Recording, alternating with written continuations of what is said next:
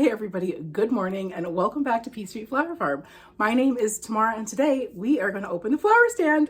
So this morning we are standing in a pretty tiny kitchen. So we actually moved into this space about a month ago. We put our house up for rent and we have a renter moving in May. Our actual house that we own is right next door to this property and we are super blessed because the two properties actually share a path down to the flower farm. So we are going to be able to continue growing the business on the back quarter acre of our property next door while we live here during our build. That all makes sense. We are keeping our house next door as an investment property, and between renting that out and building, we needed a place to stay. So we are renting month to month, and our neighbors have been so gracious in letting us stay here, and the rent is really reasonable. However, the space is pretty small. This is almost our entire apartment. It's about 700 square feet and there are 6 of us living here. So it can get tight, but I am so grateful and I just keep looking forward to the abundance and the blessings that the future holds for us. I'm very grateful for this space and I couldn't be happier with how it worked out. So per the norm in Wisconsin, we'll always get a week or two that gets super, super hot. We'll go from cold to extremely hot and then back to normal temperatures. Because of that, daffodils around here are super hard to predict, but when they blow open, they blow open. The unfortunate thing though is that typically our flower stand is shaded by the tree in front of it. But because it's spring and it hasn't leafed out yet, it's actually quite sunny in the flower stand. And two things that are really going to shorten the vase life of your flowers, at least in my experience, is heat and direct sunlight. Because I put these out before work, I don't know if they were exposed to a lot of light, and if they were, what percentage of the day that was. They were out from probably 10 a.m. to 6 p.m. and so that's quite a long time. And I don't feel like I want to put these out again. So I'm going to give these bunches away. They're 20 stems in a mason jar. Someone will enjoy these for another probably 5-6 days.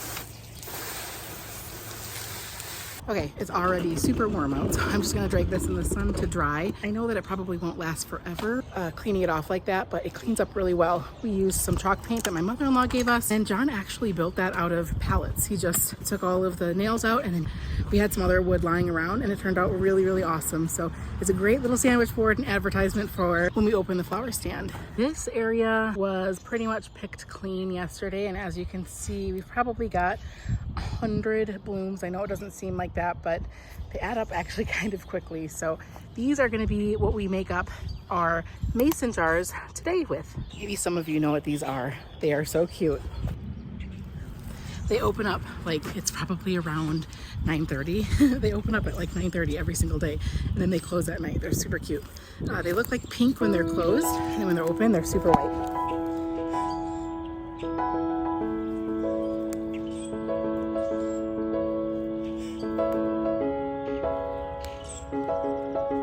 I've only picked like 3 or 4 and I don't see any more buds, which means I think they're probably getting a little crowded. We probably need to dig those up and separate them. I think daffodils need to get separated every 3, 4, 5 years.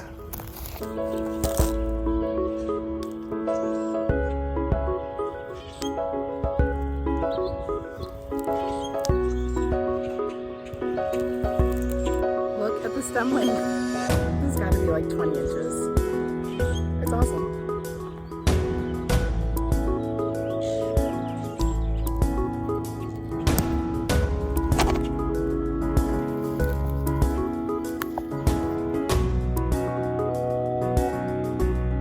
I'm not gonna pick these guys because they're too short, but look at, aren't they just so cute?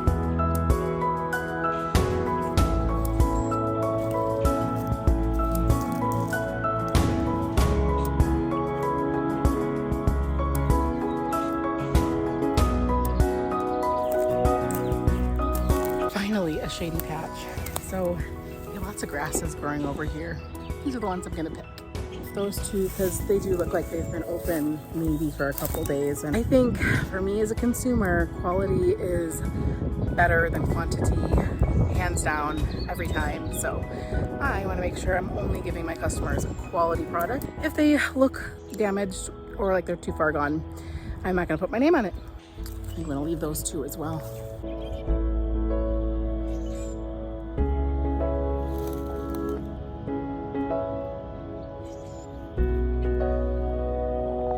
I'm going to move these guys out of the sun. I'm going to run down to the end of the property. I know there's a few spots there that, okay, I couldn't put that down and talk. I know that there's a few spots down at the bottom of the property that have a few clumps that I'm going to see if they're ready. Typically, it's a little bit slower down there. It's always a couple degrees cooler. So things at the top where it's super sunny and not as shaded come in a lot faster. And then we have some time between the two spaces in terms of bloom time. There's also a couple patches up here, but nothing yet. So fun fact, last year, I think I counted like every single daffodil that I picked, and it was over 1,000. The previous owner was very into gardening. I think she might have been a master gardener or a horticulturalist. I'm not sure, but she had planted so many things around the yard, almost to the point of like chaos. When we got here, we were very overwhelmed by it all. It was very beautiful, but it was a lot to maintain. And as we were here a couple of years, we realized that it probably hadn't been maintained in many, many years. So it's a lot. I counted last year over 1,000. They actually didn't come up until the first week of May, I think. I have it in a highlight on my Instagram, P Street Flower Farm. Some of them were in the garden behind me. There's two. Some of them were in the garden behind me, and I dug those up. There's about 200. I gave all of those away.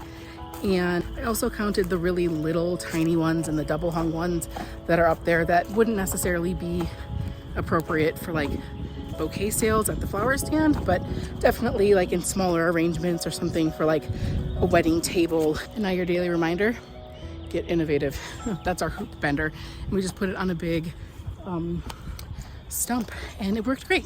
We are trying to be very thrifty and be very conscious about how we're spending our money, especially if you've seen some of my older videos and talking about money. We do want to build this business debt-free. That's not saying we haven't or we won't put stuff on credit cards, but we do get those paid off before interest and all that kind of stuff accrues. Woo! I winter sowed this. It's pennycress and it's coming up. I am so excited. Okay, I digress. I have all of the daffodils that I'm gonna need. I don't know, they'll probably fill 3 or 4 mason jars. We will get those out. I don't put any flower food. I just do nice cool water in clean containers. And in the past, the daffodils have lasted 6-7 days, which I feel like is pretty good for daffodils. So I'm gonna just use that same method, unless you have any other tips or tricks for longer vase life. But if you catch them at goose stage, they should last 6 or 7 days. That's been my experience anyways. So we're just gonna stick with that. What I'm doing is getting all the white ones since I don't have a whole lot of these. I'll divide them between the 3 mason jars, then I'll work the other ones in. My husband loves it when I cut all the stems into the sink. Just kidding. I usually do the harder stems and then they get caught. And then he's like, why did you do that? I'm like, sorry. I'm gonna do a couple of inches of water, and then I'm gonna actually tie these together. I'm not gonna arrange them. I'm just gonna rubber band them, and then people can arrange them however they want when they get home.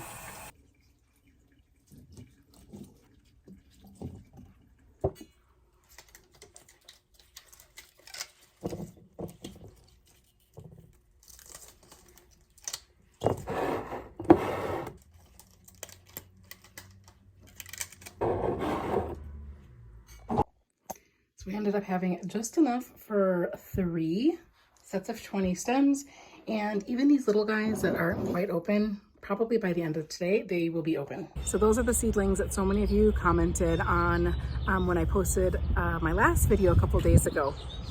Thank you for the sweet comments. Yesterday, I did something very, very dumb. I left them outside. I did not, I should have brought them inside or at least in some sort of shade. They were dry as a bone, and when I came home from work yesterday, they were like the saddest things you've ever seen. I did put some water in there. They perked back up to life. I'm gonna get them in the house, but to be honest, I am very, very sick of moving these trays around. It is so imperative that this weekend is spent entirely on the garden beds, getting them ready and getting these guys out. I am sick and tired of shuffling trays in and out, and I will be so grateful to have a greenhouse next year. At least that's the plan. The chalk story. If you guys follow me on Instagram, some of you may know what my chalk story is, but it's a miracle that I have these, and I was so grateful yesterday when I stumbled upon these at a gas station. If you don't follow me on Instagram, maybe you should. So today I'm going to keep the message short and sweet.